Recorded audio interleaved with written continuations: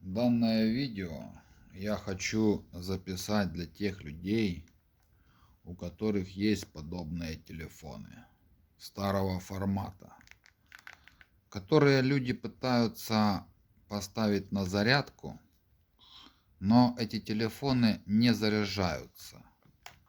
Просто батарея не берет заряд при подключении к зарядному устройству. Конечно, каждый разумный человек осознает, что телефон долго валялся, и, скорее всего, пришла в негодность сама батарея, сам аккумулятор.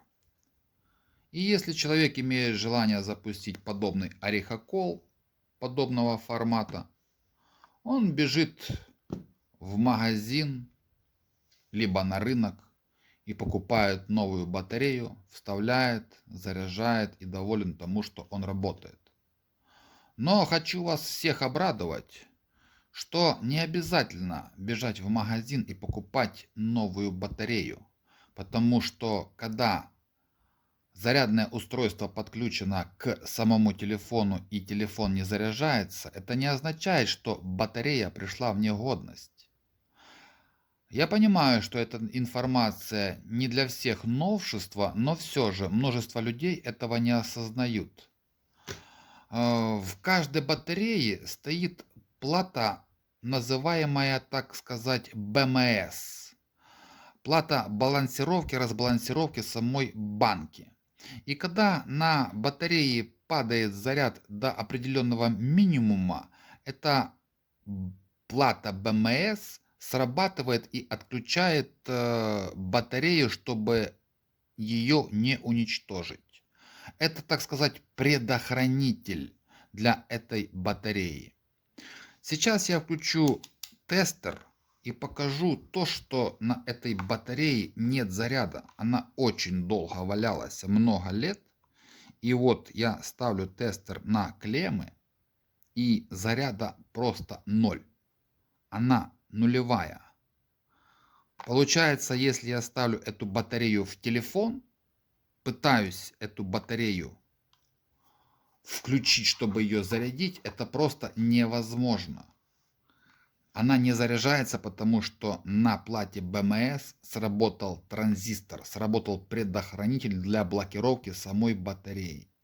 И чтобы снова ее запустить, эту батарею, мне нужно для этого иметь зарядное устройство, как минимум с доработанными проводами. Главное, не перепутать плюс с минусом. Есть вариант запуска БМС с помощью мультиметра, поставить его в момент прозвонки, где срабатывает пищалка, поставить на эти клеммы и запустить. Но не всегда плата БМС открывается после подключения мультиметра в моменте прозвонки. Если взять зарядное устройство и в нагляк подать сюда напряжение, то она просто без вариантов запускается. Если, естественно, она не вздутая, там, не сгоревшая, плата БМС не взорвалась или еще что-то. Но главный момент. Нужно не промахать время. Нужно заряжать в нагляк от блока питания от телефона. Эту батарею заряжать, не путая контакты плюс с минусом. Их можно высечь с помощью мультиметра, либо же обозначений на самом корпусе батареи. Плюс нужно не промахать, припаивая провода к кабелю, и подсоединить ее просто сюда, вот так вот. Раз, плюс и минус. Клац. Но в этом моменте нужно не промахать. Нужно засечь время не более 30 секунд. Чтобы немножко подзарядить батарею, в нагляк, так сказать, в обход всей системы. И не передержать, чтобы не сгорела плата БМС. 30 секунд достаточно, больше не рекомендуется.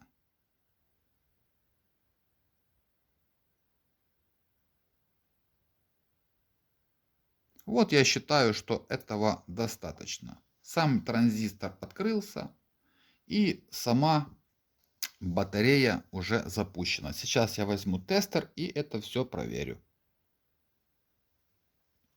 Вот тот же самый тестер. Включаем то же самое положение. 20 вольт, хотя этого даже более чем достаточно. Ну, я включаю 20 вольт и подсоединяю плюс с минусом к этой батарее. Вот, пожалуйста, показывает 3,26. Этими же щупами, на этих же параметрах я проверял эту же батарею. И здесь были полные нули. Сейчас здесь показывает 3,26. Это же банка с этими же параметрами мультиметра, с этого же мультиметра. Просто-напросто сама плата БМС, которая устроена в этот модуль, ушла в защиту. Батарея не вздутая, хотя ей очень много лет. Это очень качественные батареи делались к этим орехоколам. Так что пользуйтесь, подписывайтесь, лайкайте, помогайте, кто чем может для развития канала. Okay, let's go.